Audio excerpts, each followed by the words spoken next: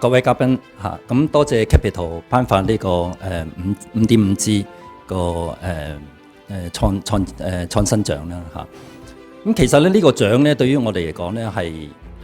喺創新方面啊同埋努力咧係有個肯定嘅。咁尤其是咧呢個5.5G 咧，其實喺嗰個應用方面，尤其是喺企業應用方面咧係得到肯定嘅。咁嗱，5.5G 咧其實咧唔係有一個技術嘅 upgrade 咁簡單嘅。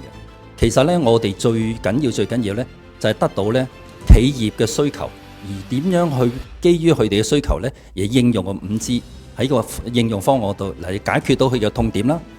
數碼化嘅轉型啦，同埋會提升到佢哋嘅效率嘅。咁喺不同嘅行業咧，例如醫療上邊啊、建築行業啊、金融啊，其實咧5.5G 咧都有好廣泛性嘅應用嘅。咁喺呢一方面咧，其實咧我哋得到呢個獎咧，得到呢個鼓勵咧，其實我哋都會繼續咧喺唔同嘅行業同佢哋一齊合作，同埋令到佢哋喺市場競爭上邊咧係脫穎而出啊！咁我哋咧係好希望同各方面嘅唔同嘅行業係繼續努力。多謝各位。